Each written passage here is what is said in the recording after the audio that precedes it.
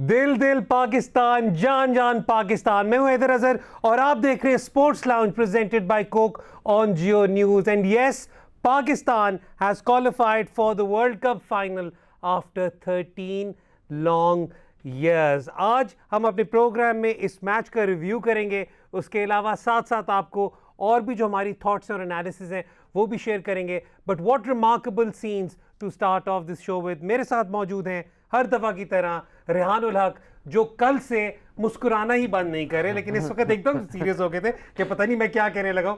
लेकिन Rehan, oh my God, it is an unbelievable feeling, specially जब आप कंसिडर करते हैं कि कैसी सिचुएशन से आप आए हैं, the amount of criticism that these guys have received, the amount of character it takes to bounce back from that, and just the sheer amount of belief from that situation. It is I have no words for it. मैं सिर्फ ये कहूँगा कि 4 दफ़ा ऐसा हुआ है semifinal Pakistan world cup New Zealand के अगेंस्ट खेला है। चारों दफ़ा न्यूजीलैंड टॉस जीता है, चारों दफ़ा उन्होंने पहले बैटिंग की है और चारों दफ़ा मैच पाकिस्तान जीता है। तो I mean it's not important to put runs on the board in a big match, it is important to win a big match. चलिए सबसे पहले स्कोर कार्ड के साथ शुरुआत करते हैं, ताकि स्कोर कार्ड होगी then we'll talk about some of the key features. Score card आपके सामने है। न्यूजीलैंड ने टॉस जीता, जैसे आपको रेहान ने बताया, और उन्होंने पहले बैटिंग करने का फैसला किया। जब बाबर आजम से पूछा कि आप क्या करते, उन्होंने आज फिर कहा कि हम भी पहले बैटिंग करते। तो आई थिंक पाकिस्तान का टॉस हारना भी एक कुदरत की एक ख़ास तौर पर रहमत हो रही है पाकिस्तान पर। New Zealand started off not that strongly, क्योंकि शाहीन ने पहले ओवर में ही विकेट ली। उसके बाद 152 फॉर 4 न्यूजीलैंड ने स्कोर किया। थोड़ा सा आई थिंक जो अप्रहेंसिव लोग वो ये समझ रहे थे कि शायद पाकिस्तान ने भी 10-15 रन ज़्यादा दे दिए from the situation that Pakistan had restricted New Zealand in. लेकिन फिर जब पाकिस्तान की बैटिंग आई तो फिर the two players who had been victims of criticism so much, और जिन पे बहुत ज़्यादा तनकीद हुई, and they finally stood up and got themselves counted and had another century partnership. Babar Azam पे तो मैं आगे चल के बात करूंगा, लेकिन we'll talk about our Zameen.com player of the day, who is none other than the man of the match from the semi-final, captain of Multan Sultans, Mohammad Rizwan. ये प्लग करना मेरे लिए बहुत जरूरी था, क्योंकि उस वक्त जब पूरे टूर्नामेंट में 2 मैन ऑफ द मैच बेचारा एक लड़का जीता है, ठीक है। उसके टाइम पे कैप्टन ऑफ इस्लामाबाद यूनाइटेड नहीं था। कोई मुल्तान, कोई इस्लामाबाद नहीं, पाकिस्तान की टीम। ऑफ कोर्स, मतलब मैं तो सेंस में कह रहा था।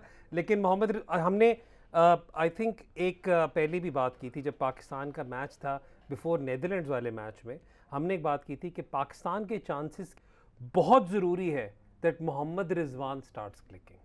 Yes, and also the fact कि कभी कभी ऐसा होता है कि आपका एक प्लेयर होता है, वो आउट ऑफ फॉर्म होता है, ठीक है। And I know a lot, we talk about form, और यू नो एक चीज़ होती है जो कि लॉ है, जो मैं हमेशा कहता हूँ, is law of averages.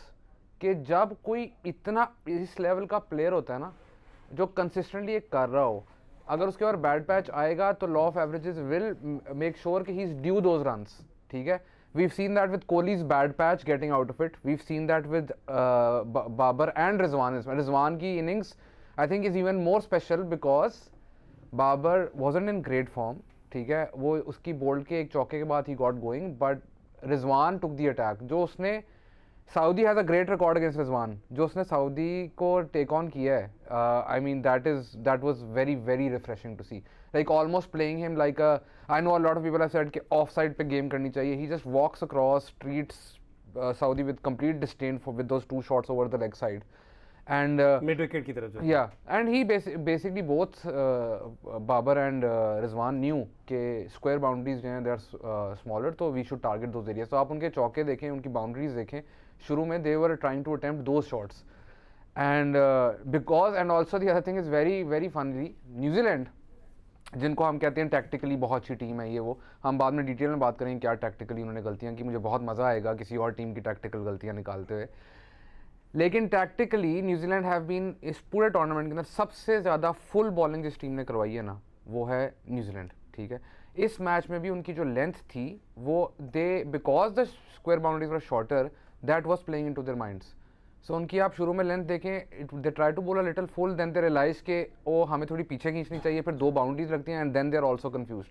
So it was almost like when Pakistan reach the peak Pakistan level, जिसमें Pakistan plays their best version, तो जो भी पाकिस्तान के अगेंस्ट खेल रहा था वो पाकिस्तान का वर्स्ट वर्जन बन जाता है. That is the impact of Pakistan cricket on other teams as well. अच्छा, मुझे वो वाली बात है ना कि कुछ चीज़ें थी आप नोट करते हो कि I think both Babar and Rizwan वो very focused coming into this match. मतलब मुझे नहीं याद पड़ता आखिरी कोई मैच जिसमें स्टंप्स माइक के पीछे से मुझे पूरे मैच गुजर जाए और रिजवान की एक आवाज़ ना आए. I mean, I think he was so focused and he was so determined on that. But yeah, go on. फिर हम पहले चलते हैं उनकी बैटिंग की तरफ. I'm sorry to say this, but ये मुझे बहुत रिडक्टिव वो लगता है. I know, but मुझे तो इस वक्त यानी चांस ये है कि ये रिडक्टिव मुझे इसलिए लगता है कि अगर पाकिस्तान हार जाता तो लोग कहते हैं कि ओ देखा ये कितने प्रेशर में था, पूरी इनिंग्स में कुछ बोला ही नहीं. नहीं तो अगर वो हार जाते तो मैं ये वाली बात उठाता भी ना, अगर वो स्कोर ना करते तो ये वाली बात उठाता. आप ना उठाते, पर मैं तो सिलेक्टिव चीजें कर रहा हूँ ना, यहाँ पर बायस आ रहा है सामने. वो तो सब्जेक्टिव डिस्कशन है ना. आप at the end of the day ये focus and you know all of these things, no one comes in with half a focus, by the way. It's a World Cup semi-final. No one. ठीक है. कोई भी ये सोच के नहीं आता कि यार मैं क्या कर रहा हूँ यार यहाँ पे, ठीक है, आज दिल नहीं कर रहा, ऐसा नहीं होता. ठीक है, तो that and also I think Rizwan's wicket keeping as well, his batting तो हम बात करें, his wicket keeping was excellent. 2-3 times he stop the ball down the leg side. वो शाहीन वाला जो एक एज करके जो चौका रोका, उसके अलावा against spinners he was really, when he was dealing with spinners he was really good, and he played a really important role in that win, not just with the bat but overall in the field as well. ठीक है. अच्छा रेहान, चलते हैं अब पहले पाकिस्तान की bowling की बात करते हैं. सबसे पहले तो वो वाली बात है ना कि आपको पता है you know what is going to come, उसके बावजूद you get stuck twice. We started with Finn Allen ने पहली बॉल पे वो वाली बात है, शाहीन ने स्विंग एक्सट्रैक्ट करने की कोशिश की, बॉल फुल की, उन्होंने बड़ी खूबसूरत शॉट मारी, चौका हो गया, दैट्स फाइन. अगली बॉल वो एक एज थी, LBW वाली अपील थी, एंड मतलब एरास्मस मुझे लगता है शायद कॉम्पनसेशन कर रहे थे किसी चीज की. उस पे हम आएंगे, मैं उस पे आऊंगा कि अंपायरिंग के ऊपर आऊंगा, अंपायरिंग के बाद आएंगे. लेकिन एग्जैक्ट उससे अगली ball pretty much similar and Shaheen ended up getting his wicket. So an excellent start, और शाहीन की बल्कि स्टैंडर्ड परफॉर्मेंस थी. फिर उसके अलावा जो प्रेपरेशन आपको शुरू में केन विलियमसन के खिलाफ भी मिली वो भी ठीक थी. And then the moment for me was the run out by Shadab, that was a stand out feature for me. लेकिन मैं ये वाली बात कर रहा हूँ कि हमने कल अपने शो पे कॉनवे की भी प्रिपरेशन की बात की थी, विलियमसन की भी बात की थी, हमने फिन एलन की भी बात की थी, हमने ग्लेन फिलिप्स की भी की थी. पर्चा जिसकी तैयारी नहीं की थी वो था डैरल मिचेल. ये बड़ी फनी बात मुझे, क्योंकि इससे दो तीन और चीज़ें मुझे याद आती हैं. अच्छा बताएं. वो ये है कि आप मैचअप्स करते हैं, ठीक है, तो मुझे याद है हमारा पेशावर ज़ल्मी से मैच था, इस्लामाबाद यूनाइटेड वर्सेस पेशावर ज़ल्मी, तो मोहम्मद हारिस खेलने आ रहे थे. तो अब उसका सैम्पल साइज इतना नहीं था कि उसका मैचअप डेटा प्रॉपर्ली निकले. ठीक तो उसने आके आई थिंक 70 और समथिंग लाइक 30 ऑड बॉल्स में 70 कर दी. आप लोगों के साथ ये क्वेटा वाले मैच में भी हुआ था जब आजम खान आपको उसका तब भी, यानी बेसिकली कुछ आपको डेटा मिल जाता है, पर वो जो एक्सटेंसिव डेटा ना कि लेंथ क्या करानी है और किस बॉलर टाइप के अगेंस्ट क्या लाइन करानी है, तो वो हो जाता है. पर आई थिंक डैरल मिचेल का काफ़ी सिग्निफिकेंट सैम्पल साइज, और उसको क्रेडिट देना पड़ेगा. He played, I think the way he played Shadab so far in this tournament, I think उससे बेहतर शादाब को किसी ने नहीं खेला.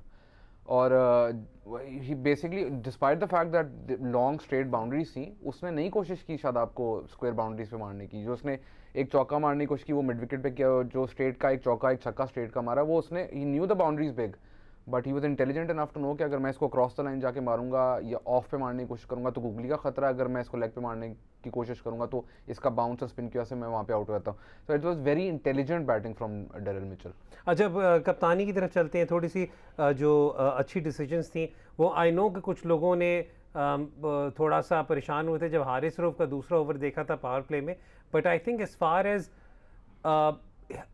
Babar's juggling of his bowling resources was concerned, I mean it was spot on. खास तौर पे अगेन हमने अपने पिछले मैच में भी बात की थी कि ग्लेन फिलिप्स पर अर्ली आप शुरू में ही लेफ्ट आर्म स्पिनर लगा दें तो वो फंस सकते हैं वहाँ पर, and that happened. I mean, और वो मैंने कहा था ना, मैंने पिछले शो में भी एक ये बात की थी कि आपको फीलिंग आती है कि Nawaz will probably when he is called upon he has a knack of taking that one key wicket Yes. that completely changes the balance of the game. लेकिन छठे बॉलर का यही फ़ायदा है आपको, जो हम कि उसको पूरे ओवर करवाने की ज़रूरत नहीं है, ठीक है। वो अगर 1-2 ओवर करवाता है, उसका अच्छा फेवरेबल मैचअप आया, उसको ओवर दे दें आप immediately.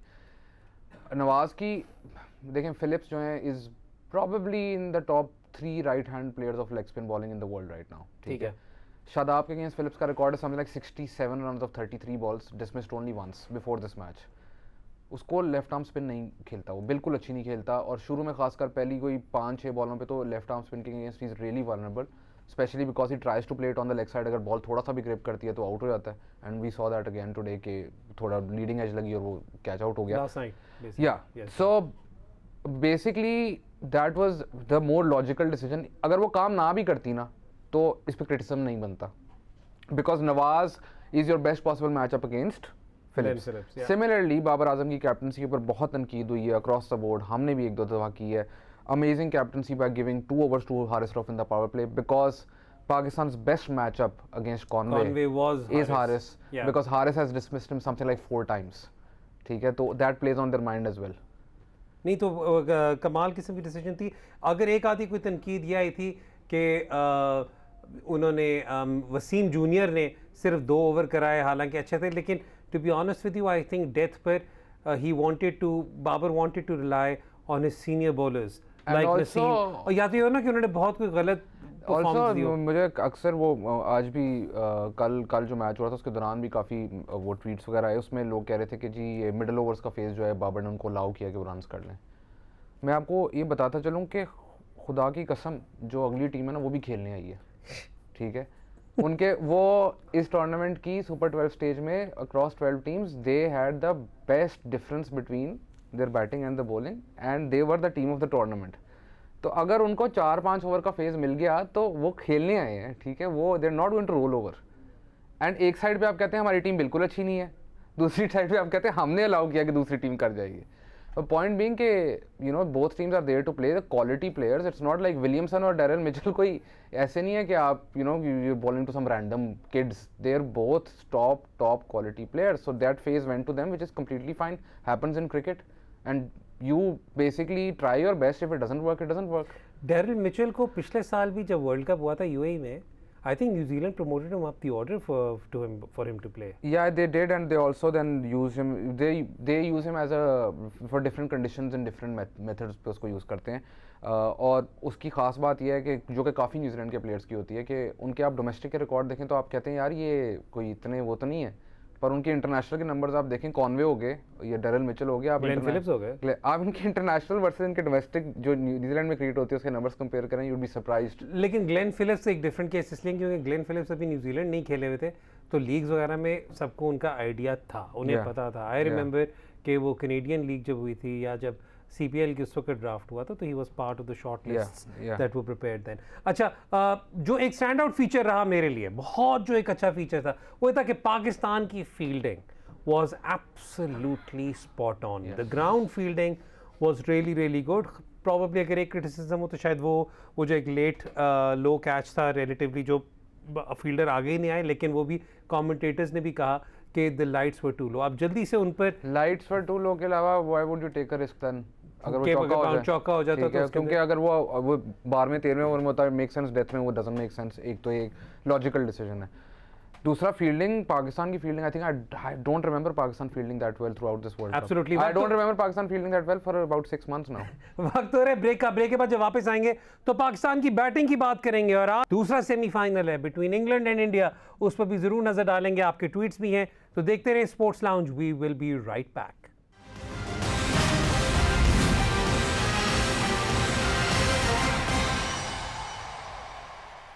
Welcome back to sports lounge. हम अभी तक उस हाई पर हैं जो पाकिस्तान की कल की जीत की वजह से हम सबको यहाँ पे फील हो रहा है। Pakistan is in the final of the ICC T20 world cup 2022, और आज दूसरा सेमीफाइनल होगा to see who makes it against Pakistan, whether it will be England और it is India. To be honest with you, at this stage काफ़ी ज़्यादा लोग कह रहे हैं कि X टीम को होना चाहिए, Y टीम को होना चाहिए, लेकिन जब फाइनल होता है तो you play whoever is in front of you, so I'm not particularly bothered about that। लेकिन चलते हैं पाकिस्तान की बैटिंग की तरफ। जो स्टैंड आउट फीचर है वो कल किसी ने एक बड़ा खूबसूरत ट्वीट किया था, आई थिंक वो असद हैं जो लेफ्ट आर्म अराउंड, उन्होंने एक बड़ा खूबसूरत ट्वीट किया था। उन्होंने कहा था कि 2017 की चैंपियंस ट्रॉफी में ना पाकिस्तान सेमीफाइनल में पहुंच तो गया था, लेकिन वो सेमीफाइनल वाज दैट पॉइंट जहां पर आपको लगा कि all the pieces have fallen in place. मतलब फ़खर और अजहर कि अगर आपको याद हो तो आपको एकदम से एहसास हुआ, आपका मिडल ऑर्डर रैंडमली रोमान मेकिंग हिज डेब्यू, बॉलिंग आपकी वैसी पहले आई थिंक पहले मैच के बाद ही, इंडिया की लॉस के बाद ही बॉलिंग आपने क्लिक करा ली थी, जो आपकी इस टूर्नामेंट भी through out after the 4 seamers coming in आपकी बॉलिंग क्लिक होनी शुरू हो गई थी। तो व्हाट हैपेंड वाज कि आपके एकदम से everything started falling in place, and then suddenly for the final we were a lot more assured what our best possible combination was. Maybe we stumbled across everything, which happens always, which happens always. Sometimes it happens too late, like 2019 का world cup, हाँ, जिसमें भी ये momentum बन गया था, बिल्कुल बन गया पर तब तक it was too late. वो तो श्रीलंका वाला वॉश आउट था, that cost us. अच्छा, लेकिन मैं जो यहाँ पे बात कर रहा हूँ, ये कर रहा हूँ कि अब आपका अभी तक, क्योंकि इस वर्ल्ड कप में मिडल ऑर्डर अल्हम्दुलिल्लाह एक ऐसी सिचुएशन थी कि हम वहाँ पर काफ़ी अपने आप को सर्टन फील कर रहे थे। The onus was upon the openers to come up, और उसमें रिजवान की तो हमने लंबी कॉन्वर्सेशन कर ली है। How significant is this innings for Babar?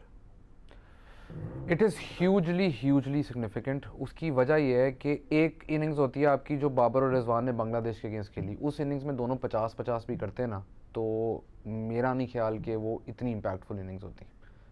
Even in Pakistan had won that match because clearly both of them wanted to spend more time, both of them were struggling and ended up scoring at a very low rate. इस match में जो बहुत खुशाइन बात पाकिस्तान के लिए है कि once Babar का वो कैच, वो जो कि बहुत मुश्किल कैच था कॉनवे का जो ड्रॉप होता है, उसके बाद बाबर की टाइमिंग वापस आती है, आपको नजर आती है the way he play spin. लेकिन आपने कहा मुश्किल होता है, लेकिन जिस तरह बाबर की लग चली आ रही है, जैसे जिस तरह रन आउट हुआ था या कोई इतनी अंपायर्स कॉल वाले एक आधा LBW था या व्हाटएवर, राइट, तो जब आपकी किस्मत खराब होती है तो वो फंसते भी हैं, वो फंसते भी हैं। मैं आपको एशिया कप में मैंने कहा था बाबर मुझे आउट ऑफ फॉर्म नहीं लगते, मुझे लगता है आउट ऑफ लक है, ठीक है। इस वर्ल्ड कप में he was out of form, ठीक है, because he was struggling to time the ball. इस इनिंग्स में आपने उनको टाइम करते देखा, और बाय द वे दुनिया में अगर आपने बाबर आजम को फॉर्म में वापस लेके आना है तो दुनिया में बाबर आजम के लिए ट्रेंट बोल्ट से बेहतर मैचअप नहीं है। He has an unbelievable record against Trent Bolt. I know he got him out today, but he took on Trent Bolt. Rizwan has an amazing record. Both of them got out to Trent Bolt for the first time ever, by the way, and both of them play at a very high strike rate in the power play. तो bolt के जो पहले 2 over में 22 run के लिए गए थे, and that's why in 3 overs Pakistan was 24, and those 2 overs going for 22 meant that Pakistan got the momentum. And वो जो लोकी फर्गुसन का ओवर आता है जिसके ऊपर I think that was a huge mistake कि both Babar and Rizwan have issues with Southee. वो जो फर्गुसन का बीच में ओवर आके एंड चेंज करते हैं सऊदी का, उसके बाद बाय द टाइम पाकिस्तान नो के अब we are both of them are set and both of them can then, और सऊदी की स्विंग भी खत्म हुई थी उस second. I think New Zealand also over complicated because innings के एंड के ऊपर जब कॉनवे का इंटरव्यू था तभी वो कह रहा था कि यू नो इट्स स्कोर तकरीबन हम ठीक पहुंच गए और we will look to use more slower balls. तो आपने देखा कि अपने पहले ओवर में ही Southee tried a couple of slower balls, तो whereas Pakistan in their entire innings tried I think 10 Naseem ने ट्राई की थी less than 10 slower balls, ठीक है, in their entire innings. I think New Zealand over complicated in that regard. नई ball के साथ उन्होंने स्विंग करने की सऊदी ने नहीं कोशिश की, और बोल्ट अगर कर भी रहे थे तो both of them like facing bolt. अच्छा, एक और जो चीज़ थी वो ये भी थी कि I felt, क्योंकि this was Pakistan's best power play of the tournament. This was the Pakistan's best power play of the tournament. This was also New Zealand's worst bowling power play in a long time. Yeah. तो मुझे जो एक और बात है वो ये है कि इन्होंने उस वक्त I think because they were also trying to stick to their plans, the fact कि पावर प्ले में पाकिस्तान को इतना impetus मिल गया था, the match by that time had slipped and they needed to get Santner और Sodhi to control the game. और वहाँ पे जो बेस्ट एक्सप्लॉयटेशन थी, क्योंकि देखिए उसके बाद बाउंड्रीज इतनी पाकिस्तान ने नहीं की, दोनों टीम्स ने आखिरी 9 ओवरों में बाउंड्रीज नहीं मारी, बाउंड्रीज ज़्यादा नहीं मारी, तो जो गैप्स एक्सप्लॉयट किए थे, जो हम हमेशा बात करते रहते वर्ल्ड कप की प्रिपरेशन से पहले कि भाई अगर आपको वहाँ पर अपॉर्चुनिटी मिलेगी जहाँ पर डबल ट्रिपल आप बना सकते हैं, तो वो चीज़ को उन्होंने बहुत अच्छे तरीके से एक्सप्लॉयट किया था। आई थिंक सिर्फ वो इश सोदी अगेन, वो जब से उन्होंने अपना एक्शन चेंज किया है क्या, तो उन्हें मैंने वो देखा था स्क्वायर पे काफ़ी ज़्यादा चौके, 1-2 शॉटें उनकी निकली थी चौकों वाली, लेकिन उसके अलावा then Pakistan was completely under control once the power play had passed away. Could New Zealand have done something different by bringing in Santner in the power play? मैंने वो हम पहले दिन से शो पे एक चीज़ डिस्कस कर रहे हैं कि once you take the lead in the power play it becomes very very difficult for opposition teams to recover in Australia. Yeah. Because boundary hitting rate drastically reduce होता है ऑस्ट्रेलिया में where compared to other countries, in especially on some venues, Sydney, Melbourne, Perth even, ठीक है, इनके ऊपर आपके लिए boundary hitting बहुत डिफिकल्ट है. तो when Pakistan was something like 17 runs ahead, to recover दो 17 runs was going to take something extremely special, and वो जितना मर्जी ट्राई करते, and that's a situation if you put Babar and Rizwan ahead of the game, give them a 17 run cushion, there are no two better players in the world. वो उन्होंने खुद ही अपने आप को 17 रन ऊपर किया. और मुझे बहुत जो अच्छी बात लगी वो ये कि मैच के बाद बोथ बाबर एंड रिजवान जो उनके इंटरव्यूज थे, I love the interviews because both of them said, हम सब रिडक्टिव होके ना बात करेंगे कि उन्होंने कहा कि जी शुक्र अल्लाह का, अल्हम्दुलिल्लाह एंड एवरीथिंग. हम रिडक्टिव होके उस पर फोकस करेंगे जहाँ पे उनकी स्ट्रैटेजी है उसके ऊपर फोकस करना चाहिए, जिस पे दोनों ने कहा कि वी न्यू कि after the power play it will get difficult, the pitch will get slower. हमने पहली इनिंग्स में देखी थी, तो हमने सोचा हमने पावर प्ले में अटैक करना है, which you don't associate with them too. आप ये एसोसिएट करते हैं ये गेम को खींचेंगे, but them doing that in the power play, even attempting and having that awareness, नहीं बट आई थिंक वो थोड़ा सा इस वजह से भी वो कंफर्ट और पीस ऑफ माइंड आ गया क्योंकि मिडिल ऑर्डर परफॉर्म करता रहा था ना यार, आ गया है. और I think दूसरा आई उससे आ थिंक गया there is a little bit of pressure भी थोड़ा ऑफ इसलिए हुआ है कि यार मैं तो नहीं चल रहा, ये मैंने अपना मेथड यूज करके देख लिया है, तो मेरे से नहीं हो रहा, तो might as well go for it. Absolutely. अच्छा, हारिस भी है, हारिस ने भी एक अच्छी इनिंग्स खेली, 26 गेंदों पे 30 रन किए, but it was as per the requirement of the situation, and then Pakistan won in the last over, last as in पहली बॉल पर ख़त्म कर दिया था. It was a comfortable chase for Pakistan. So Pakistan is in the final. आज दूसरा semifinal होगा between England and India. बहुत पहले तो सोचा था बहुत ज़्यादा उस पर कॉन्वर्सेशन करेंगे, लेकिन अब आप देख ही सकते हैं कि इतना कुछ पाकिस्तान का डिस्कस करने वाला था कि उस पर अब ज़्यादा कॉन्वर्सेशन हम यही कर सकते हैं कि Rehan, it is going to be a key matchup primarily for, it is going to be a key match for Rohit Sharma. पहली बात तो पहले तो ये कर लें, he is had a horrible world cup with the bat. So did Babar and Rizwan. But वही बात है ना कि इस वक्त the expectation there is there. I think the problem is I मेरा हमेशा पॉइंट ऑफ व्यू होता है कि इन एन एक्सटेंडेड टूर्नामेंट जो ग्रुप स्टेज है, ग्रुप स्टेज के बाद जो टेबल की पोजीशंस होती हैं दे डोंट लाई. तो नॉकआउट स्टेजेस के अंदर yes you can have an of day, you can get knocked out, ठीक है, बट द प्रॉब्लम इज कि नॉकआउट को इतनी वेटेज मिलती है कि इन दोनों टीम्स की लेगेसी डिपेंड करती है इस सेमीफाइनल के ऊपर. England a team which has completely revolutionised how white ball cricket is played. Siddharth Monga ने क्रिकेट इन्फो पे इस पे आर्टिकल भी लिखा था कि जिस पे दोनों captains were talking about how the pressure is. Rohit Sharma also said कि एक मैच से हम कोई अच्छे बूढ़े प्लेयर नहीं बनते, पर they also haven't one a knockout match in a ready, like last time they one was I think 2016 world T20, 2014 world T20 जिसमें वो फाइनल में पहुंचे थे. 16 में तो हार गए थे वेस्ट इंडीज से वो semifinal. But both of those teams are under pressure because England have won 2019 World Cup, but they were favourites when they reached the semis in 2021. They were eliminated. So I mean both teams would be under that pressure. लेकिन फ़र्क उन दोनों टीमों में अगर कोई एक है ना डिफरेंशिएटिंग फैक्टर. 2017 में भी England played Pakistan in the semifinal of champions trophy and they lost at home, and उसके बाद there was a lot of anger कि ये क्या पिच बना दी है कार्डिफ के अंदर, you remember that right? Yeah so both teams have that. Yeah So at the end आज भी वैसे सॉरी कल भी सिडनी पे यूज्ड पिच वाली बात. At the end of the match we would all be talking about, this is the funny thing ना कि अगर न्यूजीलैंड आज हारा तो दे आर चोकर्स, ठीक है, पाकिस्तान हारता तो हम कहते हैं तो हर बिग टूर्नामेंट में एशिया कप का फाइनल भी हारे और ये भी पिछले सेमीफाइनल में हारे, ये भी हारे. सिमिलरली इंडिया इंग्लैंड में भी जो हारेगा उसके ऊपर अटैक लग जाएगा. लेकिन एक चीज़ जो श्योर हो गई है वो ये हो गई है कि there will be another team which will end up with 2 T20 world cup championships after West Indies, क्योंकि सारी टीमें एक आधी दफ़ा ये जीत चुकी हुई हैं. There can be 3 actually, not 2, 3 actually, because it's forecasted to rain for 2 days in Melbourne. And if it's a complete washout तो शेयर होएगी. तो फिर 3 टीमें 2 वर्ल्ड कप. अच्छा, एक और मैं आपको सिचुएशन ये भी यहाँ पे बताता चलूँ कि जो मेरे नज़दीक एक की फैक्टर होगा इस मैच का वो ये होगा to see how England's middle order plays, because so far England's middle order has been for lack of a better word abysmal. अच्छा, ट्वीट्स की तरफ चलते हैं, फिर we'll wind up the show. लेकिन इससे पहले कि मैं ट्वीट्स की तरफ चलूँ, आपकी prediction out of England India. You think India will win? I think England is going to win. I think England is going to win, but let's let's take the tweets now जी, tweets की तरफ चलते हैं। पहला tweet, cricket lover, question related to PSL draft. Sir इतना बड़ा है इस वक्त मैच का, आपने इसके बारे में पूछ लिया। अगर कोई टीम एक खिलाड़ी को वाइल्ड कार्ड उठाती है, क्या उसकी पिछली टीम आरटीएम उस पर इस्तेमाल कर सकती है वाइल्ड कार्ड पर? If yes then what will be the category of that player, his original category और promoted one? Also can the team use the wild card again?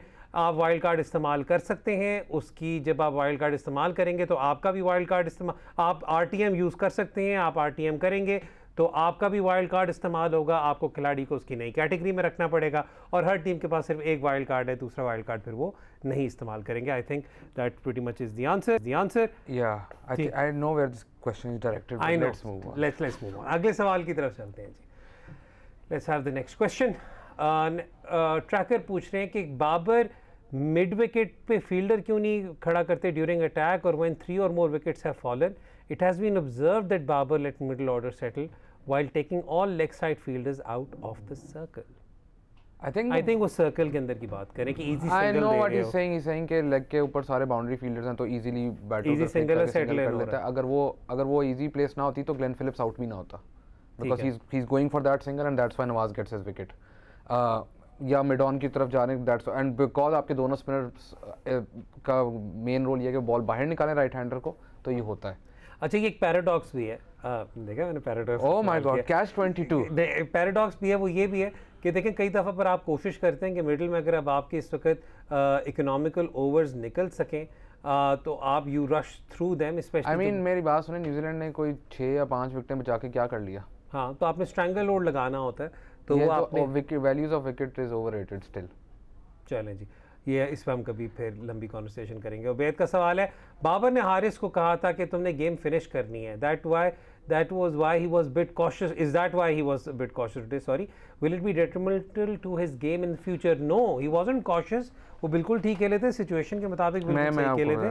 But उन्होंने पहली बॉल मारी सीधा ऊपर, ठीक है, चौका। दूसरी बॉल वो रिवर्स स्वीप उन्होंने मारी, रिवर्स स्वीप दूसरी बॉल या तीसरी बॉल थी, उस पर वो एलबीडब्ल्यू की अपील हुई जिस पर रिव्यू हुआ, ठीक है। He tried to attempt all shots against spin. He doesn't have a good matchup against spin, so he struggled against spin. Then he tried every shot. He played a scoop. He gave himself room, hit a Yorker towards mid off for a 4. जो leg stump के बाहर, वो मुझे बहुत खूबसूरत shot. हाँ, तो leg stump के बाहर बॉल को उसने उधर मार दिया, ठीक है। फिर उसने अगली बॉल पुल पे छक्का मारा, तो उसकी इनिंग्स के अंदर कोई ऐसा फेज नहीं आया जिसके अंदर he was trying to play slow and then he gets out trying to finish the game before the last over starts. I think simply मुझे बाकी लोग भी कहते हैं ये क्या शौक है आपको कि आपको मैच खत्म करके आना चाहिए। बाकी प्लेयर भी हैं, ठीक है। शान कैन स्कोर 2 रन्स, ठीक है। Iftikhar can score 2 runs, Shadab can score 2 runs. If you can finish it early, don't put that pressure on others. Last tweet लेते हैं, फिर शो को ख़त्म करेंगे। Surti, Babar and Rizi did well when chasing, however is there an argument that Haris should open if Pakistan bat first in the final? Surti भाई जाने दें यार, बस कर दे। No, I mean no, let them play now. अब आपको एटलीस्ट पता चल गया कि इम्पिटस आपको हारिस जैसा प्लेयर 3 पे प्रोवाइड कर सकता है, जो कल हमने इंटेंट देखा by both Rizwan and Babar specifically after playing the 30 odd balls. That's good enough. So I think for the final, if they play with this intent, there is no problem even if they get out early. Yeah, there is no concern. And no मेरा problem. Problem हमेशा से ये रहा है कि आप criticism वहाँ करते हो जहाँ पर आपको पता है कि इस बंदे की इतनी एबिलिटी है और ये उसको यूटिलाइज नहीं कर रहा, ठीक है।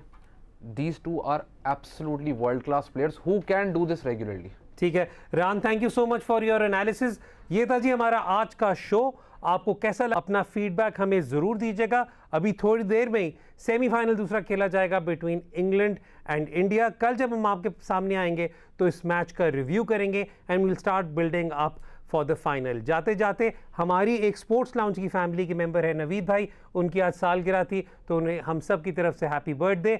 टिल नेक्स्ट टाइम, रिहानुल्लाह को हैदर अज़हर को इजाज़त दें। आप देख रहे थे sports lounge presented by Coca Cola. खुदा हाफिज़।